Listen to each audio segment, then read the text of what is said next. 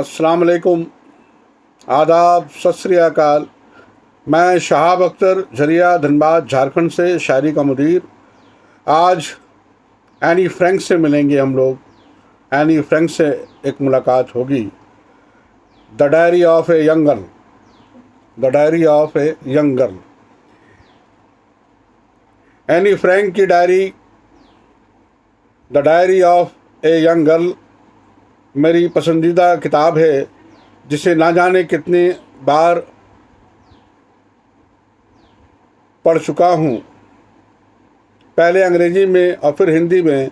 इस पर बहुत पहले मेरा एक लंबा आलेख नवनीत में प्रकाशित हो चुका है। इसका अनुवाद भी मैंने शुरू किया था, पर इस बीच सूरज प्रकाश का अनुवाद आ गया। अमेरिका प्रवास के दौरान ये एक नई किताब दिखी, हु बिट्रेड हर, तो तुरंत खरीद लिया। इसमें अनेक नए तथ्य हैं। जयश्री पुरवर जी ने इस पे अपना एक छोटा नोट लिखा है। जयश्री पुरवर जी का ये नोट ही मैं पढ़ रहा हूँ। The diary of a young girl, Anne Frank. सिर्फ एक डायरी लिखकर साहित्य जगत में अमर हो गई एनी फ्रैंक। कल जिसका जन्मदिन है, 12 जून 1942 को एनी फ्रैंक पूरे 13 वर्ष की हो गई थी। उसके योम पैदाइश के उपहारों में उसे अपने पापा ऑटो से एक लाल और सफ़ेद चौंकाने वाली डायरी मिली। उसने उसी दिन उसमें लिखना शुरू कर दिया। अब डायरी लिखना उसका सबसे पसंदीदा काम था। वो बहुत खुशी खुशी अपने ख़ानदान के साथ एम्स्टर्डम ज्यूड में एक अपार्टमेंट में रह रही थी, पर दूसरा विश्व युद्ध, सेकंड वर्ल्ड वार छिड़ चुका था। यहूदियों पर हो रहे मुजालिम से बचने के लिए जन्मदिन के ठीक 3 सप्ताह बाद जब फ्रैंक परिवार, ऑटो, पत्नी एडविथ और बेटी मार्गरेट और एनी छिपने के लिए दूसरी गुप्त जगह पर चले गए, तो एनी इस डायरी को अपने साथ ले जाना न भूली। इस छिपने वाले अड्डे के नीचे ऑफिस और ऊपर आवास था। फ्रैंक परिवार ऑटो के व्यापारिक साझेदार हरमैन, उनकी पत्नी ऑगस्टे और उनके पुत्र पीटर को भी रख लेता है। एनी को पीटर से प्यार हो जाता है। ऑटो के कर्मचारी उन लोगों के साथ सहयोग करते हैं, उन तक भोजन सामग्री और ज़रूरी सामान पहुंचाते हैं और साथ में पढ़ने के लिए किताबें। दिन के समय छिपे हुए लोगों को बिल्कुल खामोश रहना पड़ता है, खिड़कियां बंद रखनी होती है।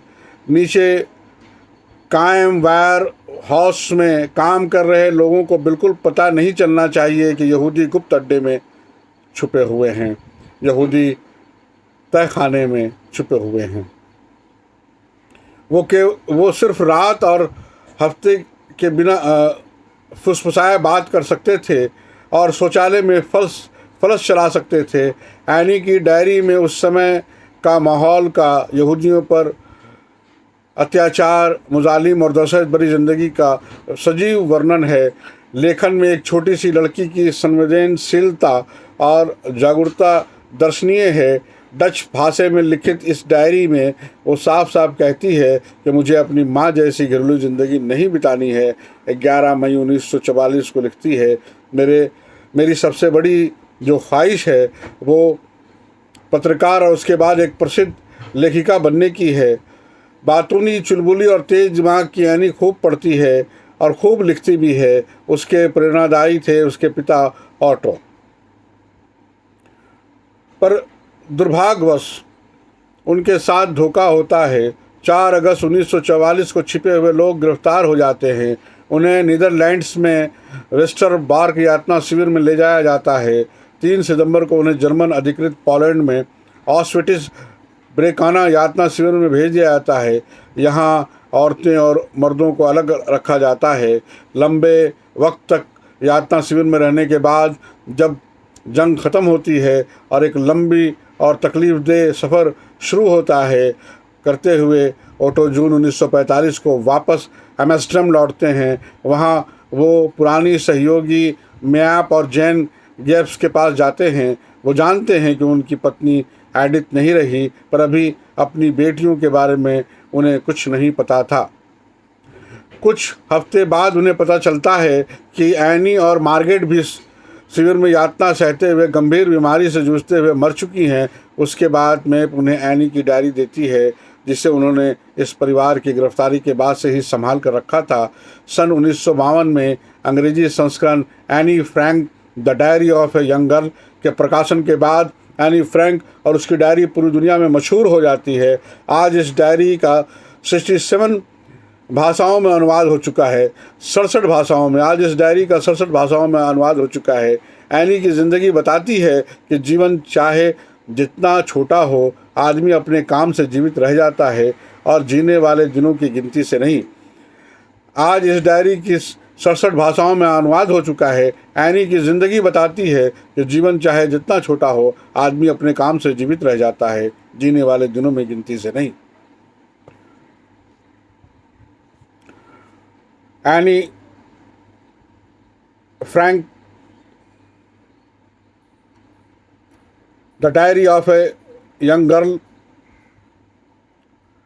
का सबसे जो अहम पैगाम है वो यही है कि ज़िंदगी के साल नहीं गिने जाते। ज़िंदगी कितनी बड़ी या छोटी कोई माने नहीं रखता।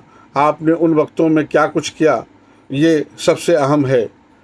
और एनी फ्रैंक ने जिन हालातों को देखा, उसे किस तरह से क्रमबद्ध किया है, the diary of a young girl पढ़ते हुए आप उसे बिल्कुल महसूस कर सकते हैं, देख सकते हैं उस मंजर कशी को।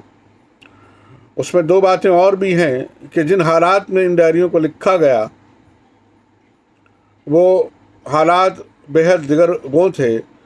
आज जिस एरा में हम लोग जी रहे हैं, तो बहुत सारे लोग अपनी जो नाउमीदी की बातें करते हैं, कभी उन्हें सोचना चाहिए कि इस दुनिया में आज के जो हालात हैं, इससे न जाने कितने बुरे से बुरे दिन आए हैं और कितने बुरे से बुरे वक्त आए हैं, लेकिन इंसान के हौसले ने ये माना है कि कभी भी गहरी रात के बाद सुबह ही होनी है। जब भी रात बहुत गहराई आती है, तो उस अंधेरे के बाद एक उजाला ही होना है। इसलिए हम सबको भी यही मानना चाहिए कि तमाम तकलीफ़ों के बाद एक सुख का, एक हंसी का पहलू आना है।